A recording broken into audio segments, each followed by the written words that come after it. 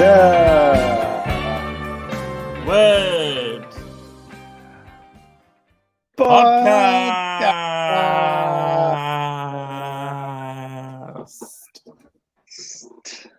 Welcome. Yeah, we're one back. and all. Back together again. It's been a Yeah, while. it's been a while. It's been 2 weeks. Been off, on, off, off, on. No, just Yeah, chilling. that's life, though, isn't it? You know what I mean? Sometimes got stuff to do. Exactly. Exactly. So thanks so much for joining us, guys. Whether this is your first time or you're a veteran in this What's the Word game. Whether you're live with us or you're watching or listening retroactively, well, thanks for joining us, spending your time here with us today. And of course, if you are live, let us know how you're doing. Let us know how your week's been. As Eamon starts us on with Eamon, let the people know. Out of 10. Nice. How's your week been, mate?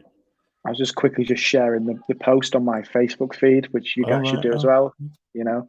But decent week, to be honest. Trying to think what's been kicking off this week. I went to the cinema for the first time in a long time.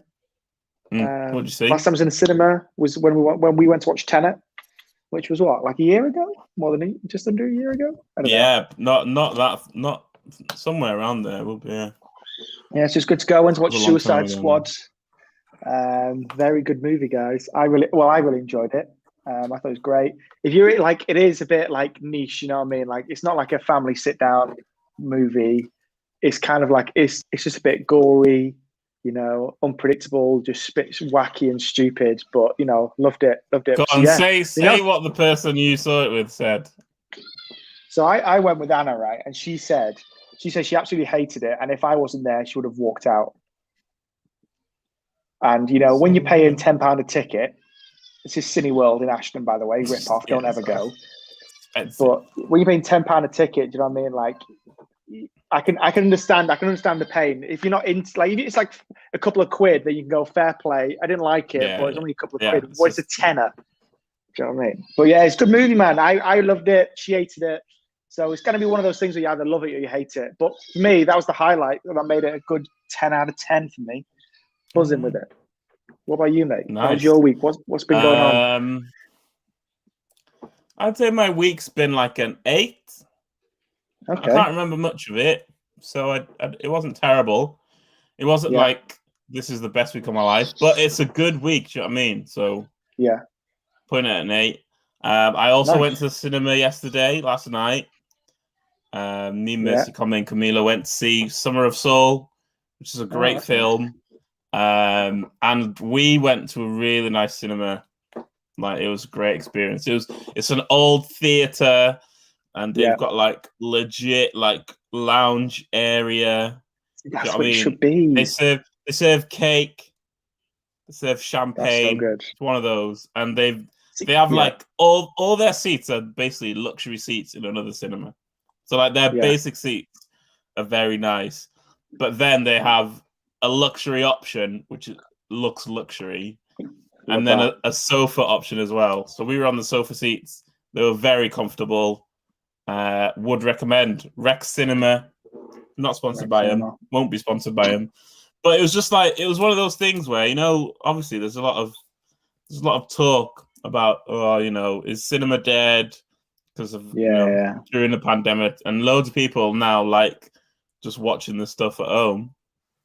Yeah. And I think going to a cinema like that, where it's an experience, like you go there, everything's nice, you're looking around like, wow, look at this. Do you know what I mean?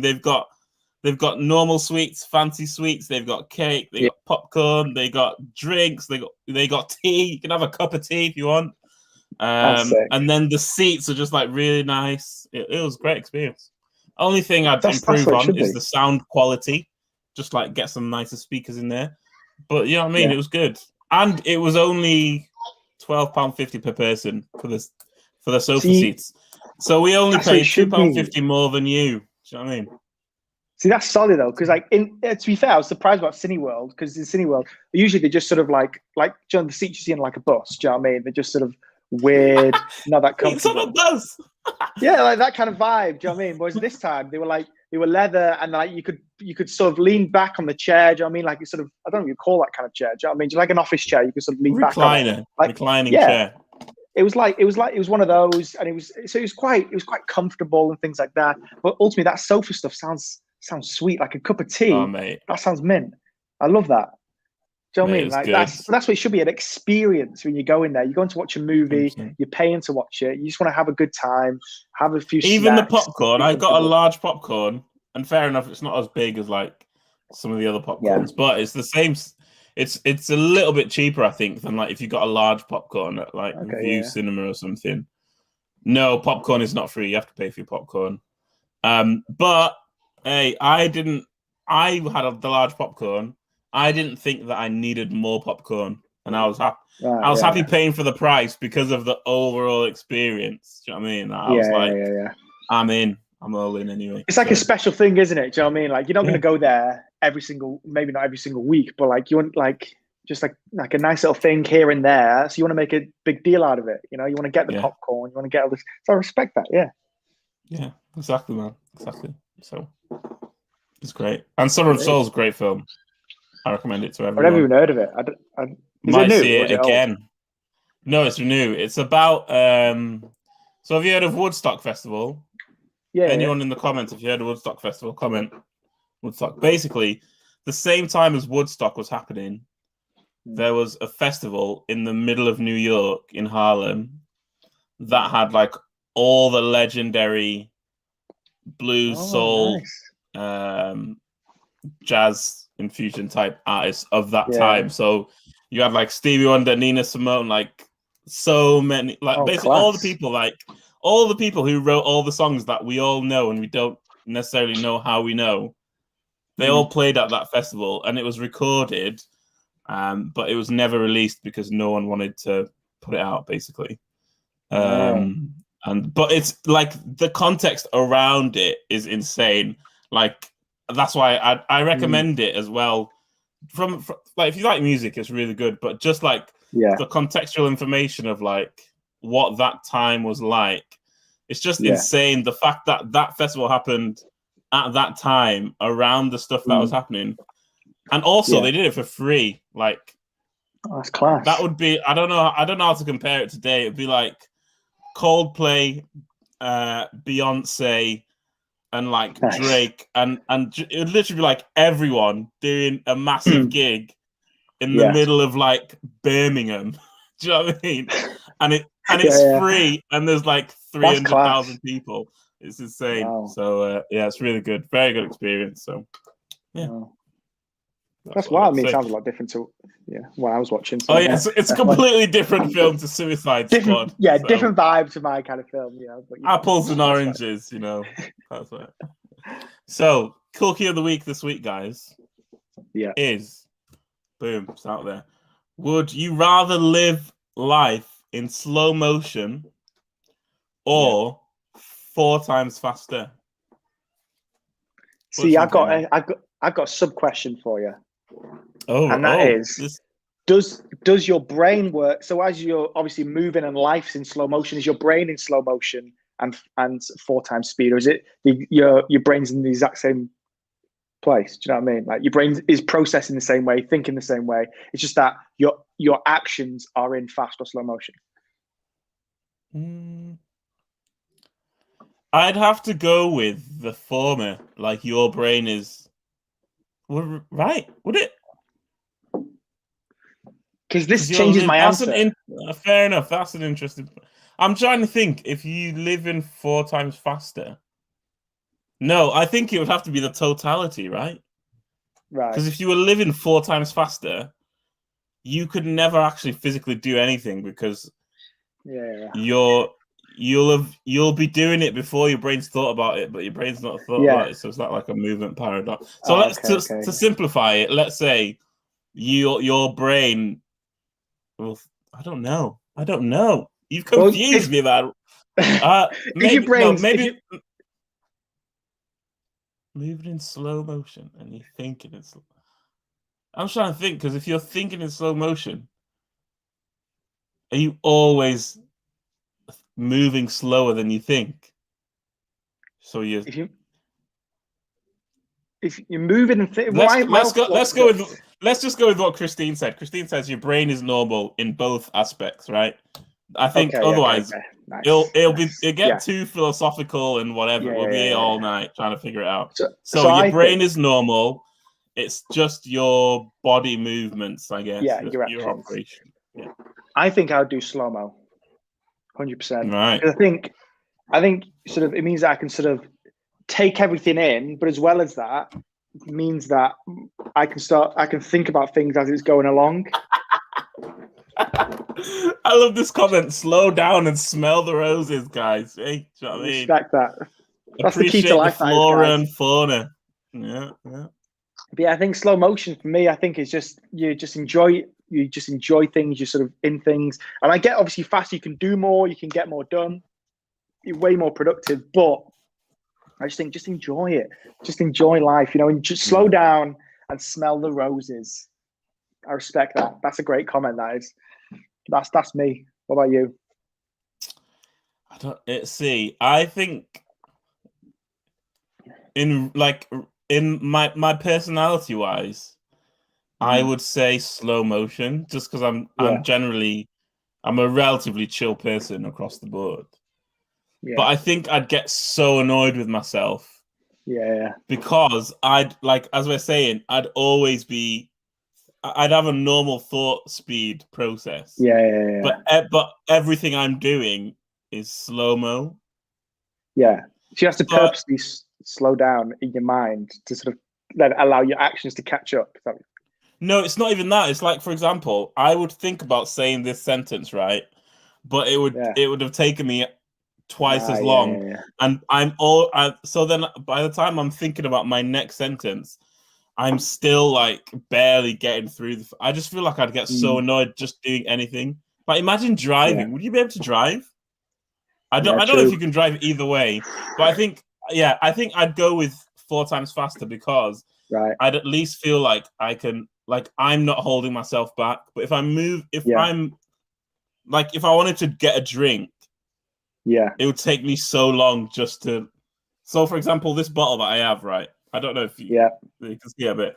You have to flick it down to unlock it, and then press the thing to open it, and then drink. Do you know what I mean? So, if I wanted to drink from this bottle, it would take me so long. Whereas, if I can move 4 times faster, I'd have drunk it right now, and you just wouldn't have seen it. Do you know what I mean? Yeah. So I think I would go for. It's permanent though, isn't it? There's no. There's no toggle.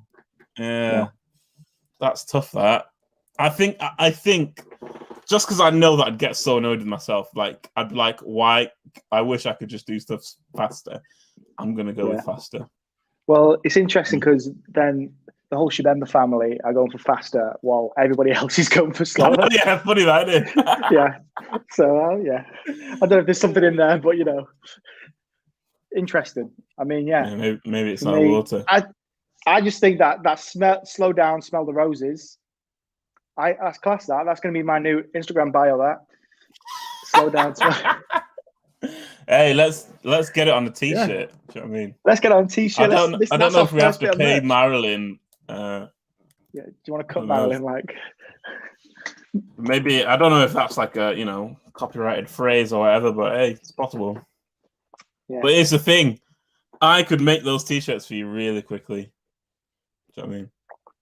And I could sell them really quickly. So no, you'd sell them slow. I'd have to take over everything. Take over the whole operation. Touche. Oh, it's such an interesting question. Yeah. And what would happen if we did go for the brain thing? If your brain, your brain is at that speed, because that would then mean that no, because you would hear everything in slow motion, and your brain would process it in slow motion. Your brain, but it wouldn't be slow motion. It'd be normal then, wouldn't it? Yeah, but everyone else would be faster than you at everything, basically. It's just this is too deep, this question. I mean, I just found. I mean, we did not think it would be this. Got to say that. Not gonna lie. Yeah. No, we didn't. Anyway, that'd be a nice segue into the next part, the main thing. Meat and potatoes. Meat and potatoes. So, as you guys will know, we've been going through a bunch of topics, and the list that we had before of all the topics, we've gone through them all. So we answered every single one of your ones. So, great job, guys. You did some good topics. We had some good chats, but we ended up putting it online again, being like, any topics you wanted us to do, anything you wanted us to look at. We've got loads of different responses this time. Yeah, we got more topics this time than last time, which is good. More topics, and then more ideas of what we can do. So we're going to do the same things as normal. Obviously, go through topics, me and Moana. But as well as that, we're obviously going to have probably a guest host at some points here and there. Yeah, we're going to splice in some. We're going to splice in a few interviews, not as many as we used to, but we will also have guest hosts, who will come to bring some extra insight on a particular topic that we think they'd be good for. So.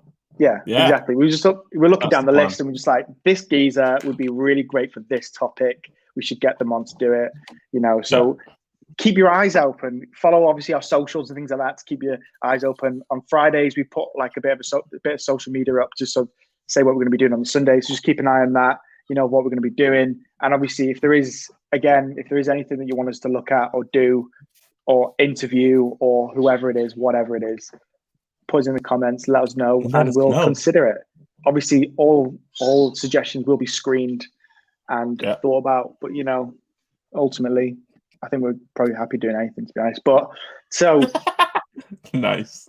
Okay. What we're talking about today, big things. We're going to be looking at salvation. So one of the questions that we had was big boy topic. Yeah, big boy topic. One of the questions that we had was. Somebody asked, are we saved by grace, or are we saved by our works, our behavior, how we live our lives, or is it a mix of the two? Can you lose your salvation? All these sort of questions. So I put them all together, and I was like, this is my bread and butter in a way. This is all our bread and butter, I think. So, I was like, I'm happy to start with this one. And I think that ultimately it's important to sort of talk about. And obviously, as a Christian, I've been going to church since I was born, essentially. Do you know what I mean? And I've heard this stuff a lot in Sunday school and youth and in sermons, all this kind of stuff, and podcasts. I've heard it a lot. But ultimately, this is foundational, and it's something that we can't just neglect because we've been there, done that, or whatever. Just because it's the ABCs doesn't mean that it's not more important than the XYZs. You know what I mean? And I think. We talk about it all the time. If you want to build a house, you can have the best architect, the best engineers, the best builders, building with the best materials, all this stuff. But if you don't have a solid foundation, all of that stuff is just pointless, and it's not going to be sturdy. And what you build is not going to ultimately last. Whereas if you have a solid foundation, ultimately, when you build something on top, it's sturdy, it's happy days. So it's important that we sort of highlight these things and talk about these things.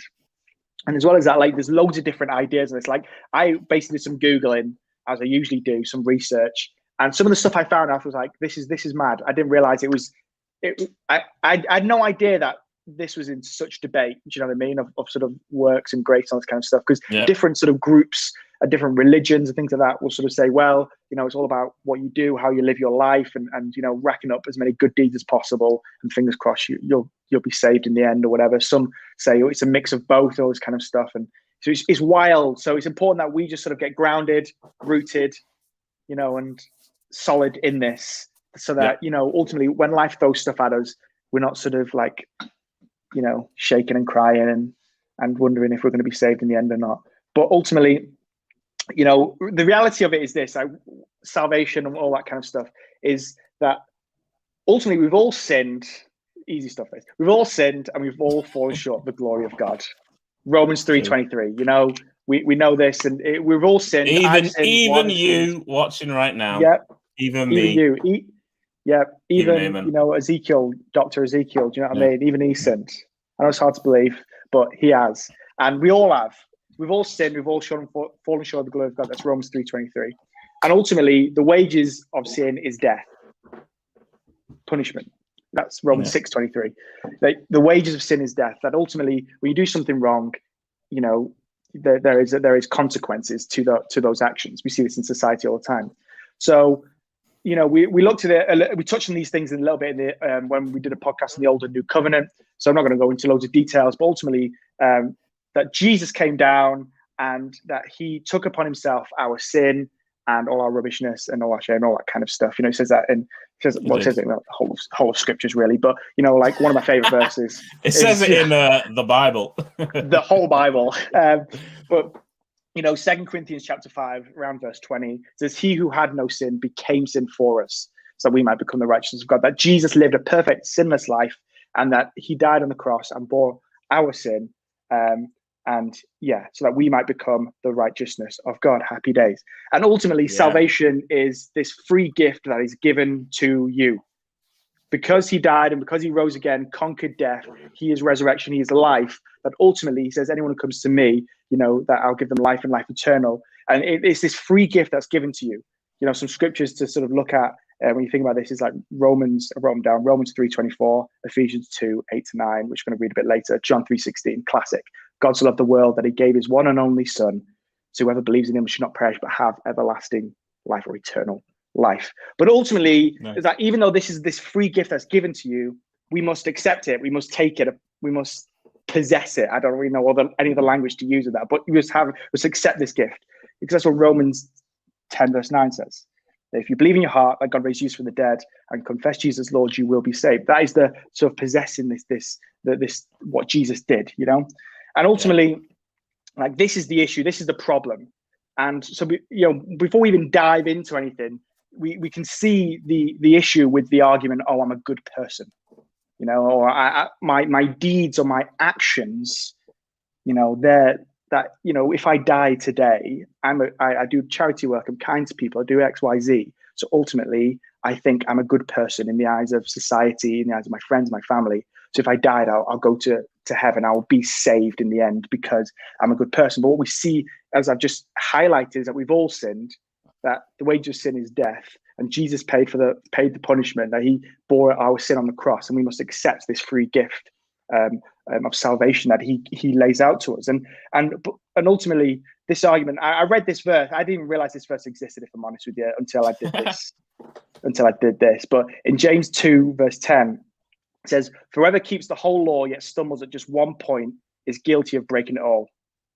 Yeah. Like, ultimately, so obviously, when we looked at the Old and New Covenant in a few podcasts ago, we highlighted these laws, these rules, these regulations. It was like God's house rules. It's this standard of which God sets to say, if you want to live with me, in relation with me, this is the standard of which you've got to keep. And ultimately, we saw from Scripture how it was just this impossible standard that man couldn't get to, man couldn't attain to it. Like, and obviously here it says, even if you do 99.9%, that 0.1% you stumble, 0.01% you stumble, game over, back to square one, unlucky pal. So it was this impossible standard, and this is where we can start breaking down I'm the good person, my works are going to see me saved, because we've all sinned, that we've all, even if we're told a white lie when you were 2 years old, that's the whole shebang gone. Because it's not an accumulative law. Do you know what I mean? Yeah. Like, it's not like, oh, once you reach the threshold of like, oh, you did 25 law breaks, now you're gone. Yeah. It's like all of it's the law. So obviously, as it works in this country, if you break the law, like, you don't have to break the law in multiple different ways for you to then be like eligible for prison. It's just like, if you break the law, you can break one law and then like, well, that's it. It's exactly like that. It sounds brutal, and some of you maybe sat there listening to this, maybe now or in the future, being like, that sounds a bit harsh. Like, to do 99.9, but ultimately we see this in society. If I'm a great say, let's just say hypothetically, so let's do Warner. I don't want to talk about myself. Say Warner, he's a billionaire. Okay, you're sending me to prison, is it? I don't want to big myself up. Do you know what I mean? But like, say Warner is a billionaire, and he starts dishing out cash, hundreds of millions here, hundreds of millions are there. He's sort of supporting all these projects, all these works. He solves world hunger. I'm getting ready to go to space as well as doing all that. He's going to space. He's solved world hunger. He's taken all the plastic out of the ocean. He's stopped all wars. He's done it all. He's the bee's knees. He's the model and the pinnacle of humanity. Like, this is the guy that he's a great guy. But then he's driving on one day and he's not looking at the road properly. He's a bit tired or whatever, and ultimately he hits somebody and they die. You know. Jeez. Oh. Yeah, it's a bit brutal. Jeez, but if he goes to court, it's a bit dark. But if he goes to court, you know, the judge is not going to say to him, Warner, you're a great guy. You've done X, Y, Z. Do you know what? Because of all your good deeds, don't worry about it. Don't worry about that at all. Just go home. Go home. It's all good, mate. He's not going to say that. You know, obviously, he might get a lesser sentence than someone who's done it like a million times. But ultimately, that justice needs to be done. You know. And that's true. And in that same way, it's the exact same thing as what's been highlighted here is that, you know, we've all sinned, no matter how big or how small, we've all sinned. And so when we sort of start to understand this argument, you know, of I'm a good person or whatever, then ultimately it doesn't stand. We saw this. I don't know if you saw the Olympics earlier. It was the 100 meters final, you know, the big one that everyone likes. Yeah, man. Do you know what?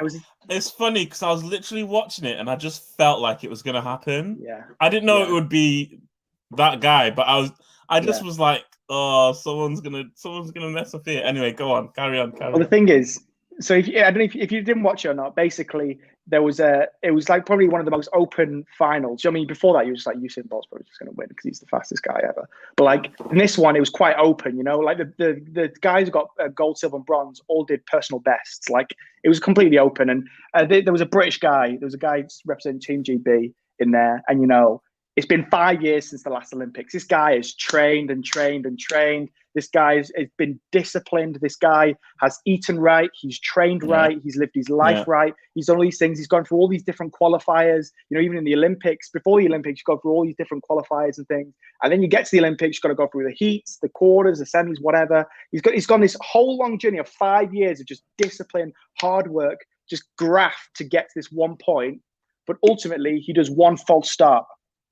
He just is one false start. He goes a bit too early before the gun, and he's done. He's disqualified. There's no. That's it. Because that's the rules. That's the way it is. The most tragic thing about that was, like he tried to go back, and someone literally came in front of him on his track and held up this giant card, and then someone else escorted him away, and like he couldn't do it again. Do you know what I mean? So.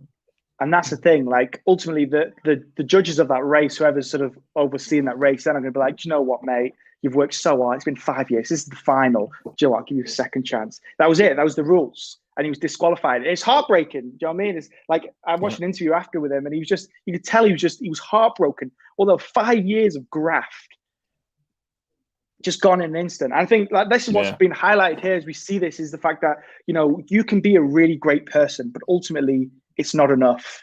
And that's really sad. And that can be quite depressing, but ultimately there's hope because we're not saved by our work. We're not ending the podcast there, guys. It's not like, see you later, guys. See you next week. You know, it's not like that because ultimately, you know, we're looking at this, are we saved by our works or are we saved by grace or is it a mix, whatever? And we've established that our work's got nothing to do with it. Our good behavior's got nothing to do with it. You can be a great person and there's many amazing people out there who are doing some incredible things. But ultimately, that you need to receive what Jesus did. You need to receive for yourself, that he paid that punishment, that penalty for you. And that is by grace that you've been saved. We see this in Ephesians. I read this out earlier. That, you know, for it is by grace that you've been saved through faith. And it's not from yourselves. It is a gift from God, not by works, so that no man can boast.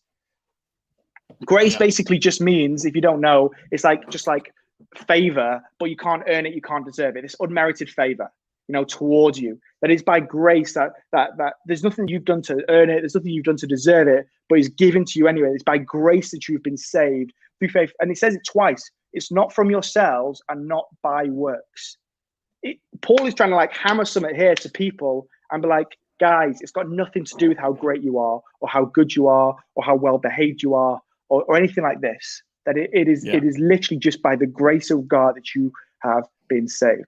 It says in John 3:16, the most quoted verse in the Bible probably. You know, for God so loved the world that he gave his one and only son, so whoever believes in him will not perish but have everlasting life. And say, for God so loved a few people who were doing a great job of sacrifice and things like that. You know, that he sent his son. He loved the world, so he sent his son. It's this grace. He's just like, you've not earned it, you've not deserved it, but I want to give it to you, this free gift. You know, and we see this a little bit later on in the Bible, in Timothy, 2 Timothy 1, verse 9, it says, he has saved us and called us to a holy life, not because of anything we have done, because of his own purpose and grace.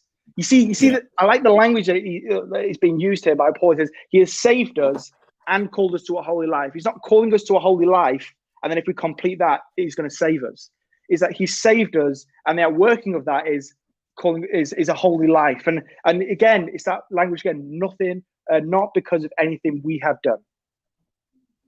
So we've seen this argument being broken down, that it's not by our works, it's not by our behavior, it's not about how I talk, how I live my life, you know, what my family background is, or whether I went to church as a child and all those sorts of things. That's got nothing to do with it.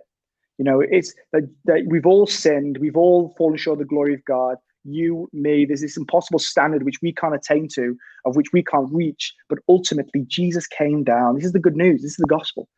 You know, that Jesus came down, he lived a perfect, sinless life, and he died for you and for me, that we can come and have forgiveness, and we can come into relationship with him, new creations, all this good stuff. And it's got nothing to do with me. It's got nothing to do with you know, anything that I've done. We see this in Paul. You know, Paul who wrote this and wrote the Ephesians. You know, the verse we just read, you know, he was killing Christians.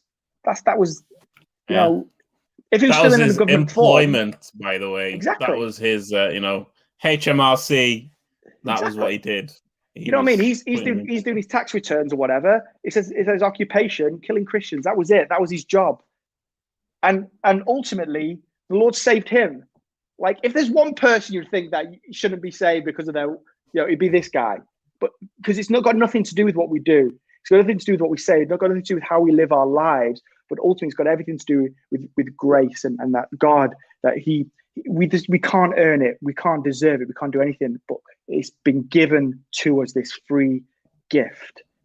So as we've seen already, we've seen that how it's not by works. You know, this made the first point of the question that we had, which was, are we saved by works or grace? And we just the works argument is just in the bin. It's just gone. I can't.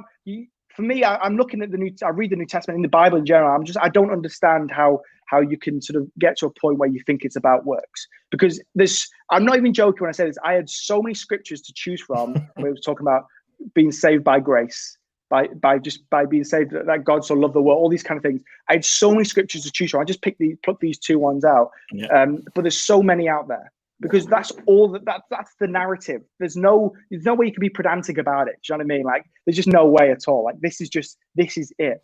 So really, one of the other sort of arguments that I've seen online, and one of the parts of the question was, is it a mix of both? And I was speaking to someone from a certain faith group. I wanted to understand what they believed, everything like that. And so I was speaking to them, and I was saying, so what is it that you guys believe? And they were like, well, we're saved by the grace of God. And I was like, okay, cool. What does that mean, or whatever? And we're discussing it. And they said, we're saved by the grace of God, but when you come into this faith, you need to complete certain things. You need to do certain sort of like sacraments, or whatever you want to call it. Do you know what I mean? Like there's certain requirements of what you got to do when you become part of this faith. And said you have to do those things, and you have to carry on doing those things for the rest of your life. And then when you die, you'll go to heaven. So I was like, okay, so what if you don't do those things? What if you sort of go away, or like maybe you sort of you know, you're not as strict with it or whatever, and you just say, well, you won't be saved in the end. So like, how are you saved by grace, but then you have to do a bunch of stuff? Like, how do those things go together? And then so Romans sort of highlights this and sort of debunks this, really. Just says, if by grace, then it cannot be based on works. If it were grace, grace would no longer be grace. So we see here is that this blend of the two that this person was talking to me about just doesn't work. It's got to be one or the other. You can't sort of blend them together and say you're saved by grace, because if it's got anything to do with your behavior, anything to do with how you live your life, anything to do with that, then ultimately grace is not grace. You can't call it grace, because it's not grace. It doesn't make any sense, because you can't earn it, you can't deserve it. That's what grace is. And ultimately, I love this, because Paul is basically just like shutting this down. He's just shutting this down. Obviously, as you guys will know, you know, the book of Romans is written to to a church that's split. You got Gentiles and you've got Jews. Gentiles being like, we're free in Christ, yeah, it's all great. And then you've got the Jews being like, we're free in Christ, it's all great, but you must be circumcised. You can't eat these kind of foods, these kind You've of foods, got to be a Jew for that. Was the big contention, is that a lot of the, and not just in Rome, but in a lot of other places, the Jewish Christians said, you have to become a Jew and then you can become a Christian. And so, there was, you'll see that all through the New Testament. There's that thread line of like, do you have to do Jewish things or become a Jew to become a Christian? And this is what is, being postulated. And that's really what Paul is trying to highlight here. He's trying to say, you are saved is by the grace, but you don't need to sort of do X, Y, Z, and you don't need to be circumcised or do all these kind of Jewish things anymore. Like, because ultimately, then it's by works. Then it's by you're saved, but then you have to do all these basically they're trying to blend the law of the Old Testament, the law of Moses, with the new covenant realities, and it just doesn't work. It's chalk and cheese, you know what I mean? So they don't go together. It's like magnets. When you get magnets and they just don't connect, you just sort of repel each other. It's like that. It just doesn't work. It just can't work because there's no gray area. There's no gray area between sort of works-based salvation and sort of grace-based salvation. It's just one or the other. This is what Paul's saying.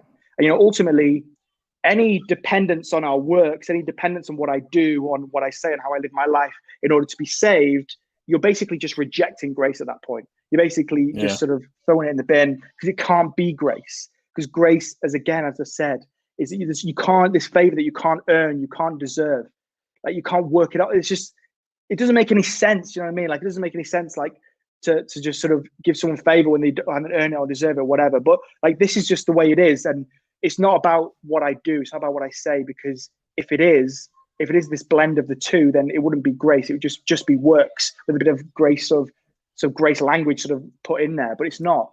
That it's all about grace. You can't earn it. You can't deserve it. It's this free gift, as I said earlier. It's this free gift that's been given to you because you can't reach the standard. You can't reach the benchmark.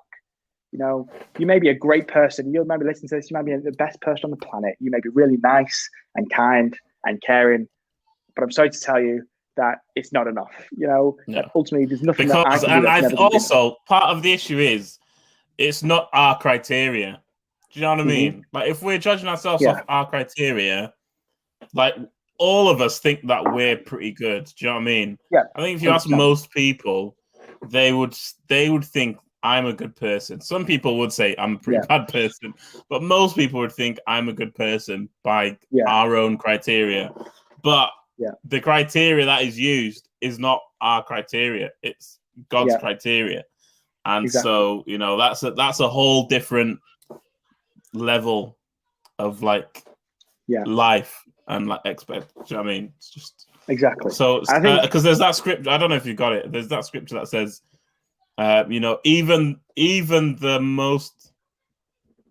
the best of us, or like even the most holy of us, is like dirty rags compared to God's holiness. So even Mother Teresa, if she wasn't saved, is just as much a sinner as like the worst human being. That everyone agrees that this is the worst human being. Do you know what I mean? But adversely, if that worst human being before they died accepted Jesus, they're forgiven just the same as Joe Blogs down the road who's got a 3-bed, semi-detached, 2 kids, wife, faithful guy, does charity work, does all this stuff with work. And like, we would say he's a good person and he becomes a Christian. It's exactly the same because as you said at the beginning, everyone's falling short. And so when God sees you, you know what I mean? He's just, he doesn't see, this person's kind of good. It's like, no, you're all there. You're all You're down in the bin, basically. It's as we've saying, when Jesus came, now we are seen through Jesus and not through ourselves. You know what I mean? True. Anyway, carry on, mate. And that's the key. And ultimately, what we see establishes that it's not about it. Ultimately, there's no such thing as I'm a good person, I'm going to go to heaven. because there's this, as you were saying, that it's this standard of which we can't reach. That's God's standard, not ours. Because obviously in my lens and in my friends and stuff like that, like they'll say I'm a great person, I do X, Y, Z, but ultimately God has a different standard to what we do, and this is impossible standard we can't reach. And it is by that grace that we're saved. It's not by our work, it's not by our behavior, it's not by I'm a good person. That ultimately it's by grace that we're saved. We can't earn it, we can't deserve it. So we've just got to be thankful for it. This free gift that we have, So, and then as well as that, it's not a blend of the two. It can't be, grace and works. It can't be you're saved by grace, but do X, Y, Z. That it has to be one or the other. And it is. And as I said earlier, I had so many scriptures to choose from when I was putting this in. And if I could be bothered in putting them all into the system, I would have literally done every single one and just spent the whole podcast just reading them out, because that's what we could have done, because there's so many out there. And so you say by grace, there's not a blend of the two, there's not a mix. So you can just relax, take a breather, just take a moment and just, I could just chill. I don't need to strive. I don't need to run. I don't need to try really hard and stress myself out. Like, am I not, whatever. That ultimately I could just relax in the fact that I don't need to rely on my work, so I can rely on his work. Nice. But so then we so going on to sort of, can you lose your salvation or not? And this is a big one. I mean, I Googled this and it was mad while I was reading. There's so many different perspectives on this and whatever, and people pull up different verses. But for me, it's very simple. It's very simple for me. I mean, I don't know about the rest of you guys. For me, I don't think you can lose your salvation. Don't see it. There's just two. So we'll look at this. We'll look at this. And again, there's a few scriptures I could have chose from, but I decided to go through Hebrews 10:10. I love Hebrews. It says, we've all been made holy through the sacrifice of the body of Jesus once and for all. Now, like for me, I'm reading this and all I'm seeing is that we've been made holy through the sacrifice of Jesus. So when we come to know Jesus, you've been made holy, and it's this once and for all thing, this one and done. The work is finished. We've not been made partially holy. We've not just sort of been sprinkled with a bit of holy water or anything like this, and more needs to be done. That ultimately it's this once and for all thing of which we've been made holy. It's this once and for all sacrifice that Jesus did a complete work. There's nothing more that I need to add.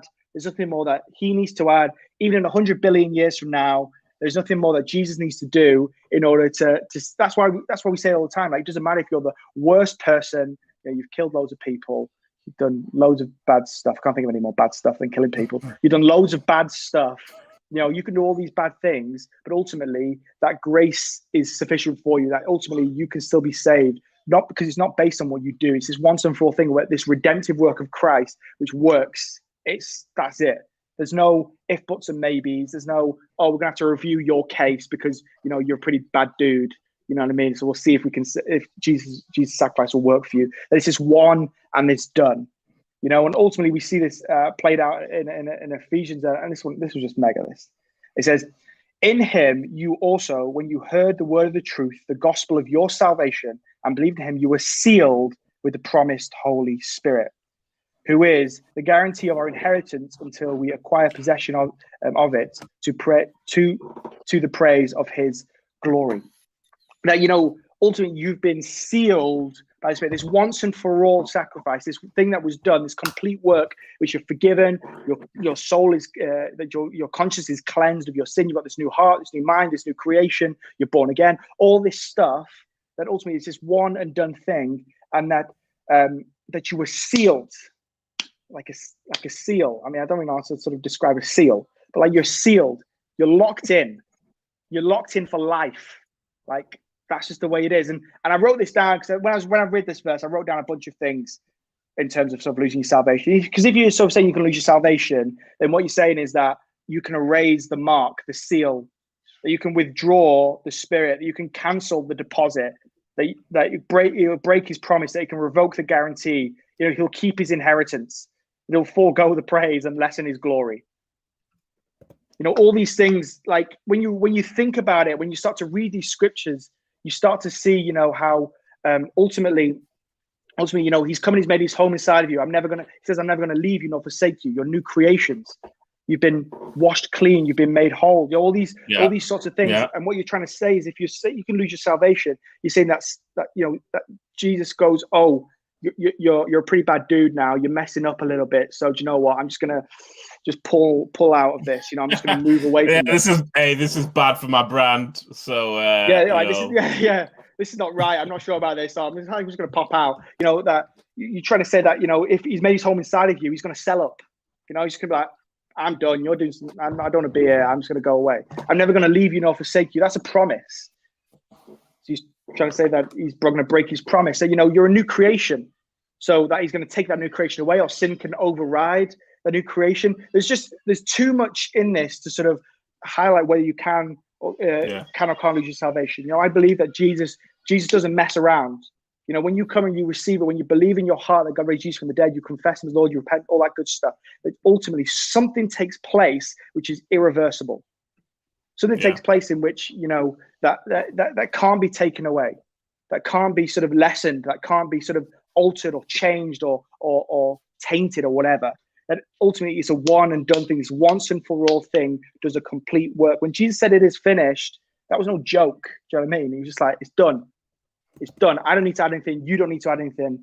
That it is this one and this done thing. So ultimately, I do not believe you can lose your salvation. I'm sorry, guys. I don't know why I'm saying sorry, but I don't believe you can lose your salvation. But ultimately, this is the keys, and that it's not by works. It's not about nothing that you can do. Your behavior, your actions, the way you think, the way you live your life, all that good stuff. Great, you may be a great person in the eyes of society, with your friends and your family, but ultimately, he's not going to see you say that. You need to know Jesus. You've all sinned. I have. One has. You have. I'm sorry to say it. You have. We've all sinned, and we all need this free gift of salvation that Jesus literally just presents to us. And ultimately, it's not a mix of the two. It's not a blend. It's not. Don't be sorry about the truth. Respect. True. And it's not a blend. It's not a thing that it's not okay. Now I'm saved, but now I need to do X, Y, Z in order to work off my salvation or work up to it. Like, it's there, but I need to go up a few more levels in order to get it, to achieve it, whatever, or anything like this. Ultimately, that it is by grace and that's sealed. It's one and done. That's it. You're in. And I don't think you can lose your salvation. I don't think there's that what the Lord deposits in you is irreversible. The Christian life is not about just sort of, confessing Jesus as Lord, going to church for the rest of your life, singing some songs, and then when you die, you'll sort of have a great time in heaven. You'll have your little mansion and all that good stuff, big long driveway, a few cars, whatever it is. Then ultimately, something takes place in which there is this deposit of you're a new creation. You've got a new heart, a new mind. You've been forgiven of all your sin, cleansed. Like, cleanse your very consciousness. That's Hebrews 9, by the way, 13, 14. But cleanse your very consciousness of sin. Like, that is like the depths. That is like the deepest you can go. Like, good luck finding anywhere deeper, because that's it. That's the center of the earth. Do you know what I mean? That's just like, that's it. Like, it's this, and ultimately, what he deposits can't be taken away. As Juan was saying, Jesus said he would never lose any. We can never lose any of what the Father gives him. No one can snatch them from his hand. It's like the prodigal son. You know that story, the big famous story. He goes away and he does. Yeah. He's this son, and he goes away and does all this stuff. And he comes back, and ultimately he's standing in front of his father. Has not changed at all, because his father's not like, you were gone for quite a while. You did X, Y, Z, whatever. So you need to sort of ramp your way back up to investment portfolio. You've not come back with anything for me. Cool. He was like, okay, great, you're back. Give you a big hug. Let's get inside. Let's have some food. But that's the way it is. Like, you can't lose it. You've been sealed. That's it. Locked in for life, baby. That's just the way it is. And ultimately, the reason why, like, somebody may be sat there going, well, this is simple. I know this or whatever. But we can't ever sort of lose sight of this. We can't ever sort of be numb to this, or sort of just go, yep, did that 20 years ago when I was in kids group and I said the magic prayer and here I am right now and I know all this stuff. Ultimately, this is something that if you don't know what you to be thankful for, just be thankful to God for this. If you're praying at home and you're just like, God, I don't know what to pray, just say, thank you, God, that you saved me by your grace. That there's nothing I can do to earn it, to deserve it. That's a good grounding to even just to start. If you feel like anything, you just sat there, you say, I don't know what to pray. I've done my prayer list. I've done this. I don't know what to do. That we can just rest in the fact that he did a complete work, that I've been sealed, that I've been forgiven, that I've got this new creation, that he lives inside of me, all these kind of things. I can just be thankful that it's all by his grace, not by me, my behavior, my works, sort of blend of the two, sort of mix of the two. Like I don't get given this wonderful, all these wonderful things, and then I have to work it off like a debt. That it's done, it's finished, it's once and for all sacrifice, and I don't need to add to it. I don't need to sort of he doesn't need to add to it either. And you know, I just think, like, just tonight, even if you listen to this if you listen to live tonight, wherever you listen to this, just do whenever, but just spend some time just being thankful for this, you know. Just being thankful that we can just sit in this, and you know, just be like, oh, thanks Lord, that it is by grace that I've been saved. You know, we can rest in that. Ultimately, we can rest in the fact that he did a complete work. We can rest in the fact that I don't need to strive. I don't need to try really hard. I don't need to work really hard and everything like this in order to sort of pay it off or to sort of be saved in the end, fingers crossed. I can just rest in the fact that if I died tonight, that God has done a complete work inside of me, that he's never going to leave me. He's never going to forsake me. If I fall away and maybe I'm struggling with some things in life or whatever, I know that he's still there. He's still with me, because that's the promise of the gospel, is that there is a union that takes place between you and God, and that he's not going to leave. He's not going to sell up. He's not going to sort of rent your body out to somebody else. Do you know what I mean? Or anything like that. That he's there. He's present with you, and it's all by his grace, not by anything I can do. So yeah, I'm done. Smashed it. Great job, mate. Very good job. And as you said, hey, take some time, be thankful. You know, that's just what it is. Jesus is who he says he is. So yeah, you know what I mean? That's it. I'll share one more thing. It's in 2 Timothy 2 verse 12, I think it is. I've shared this before on the podcast. It's this verse where it says, you know, when we are faithless, he remains faithful, for he cannot deny himself. So ultimately, we can rest in that. If you're feeling like you're struggling, or maybe, you know, you haven't been to church in a while or whatever, or you're struggling, like you're like, is God even there, or whatever, you know, you can just sort of sit back and just rest. You know, that you know, ultimately that he's there. It's by his grace. It's not by my works. I can stop striving. I can just chill, because he is faithful even when I'm faithless, and we can draw on that. So yeah, that's the last thing I'll say. Great. So thanks so much for joining us, guys. Yeah. Hope this has blessed. This has to have blessed you. Do you know what I mean? Yeah. This is like bread and butter. So tune in next week, same time, same places. If you've enjoyed it, please leave us a review on Spotify, on Apple Podcasts, or wherever. Or, you know, subscribe to us on YouTube and all those places. And we'll see you again next week. Yeah. Thanks, guys. Bye.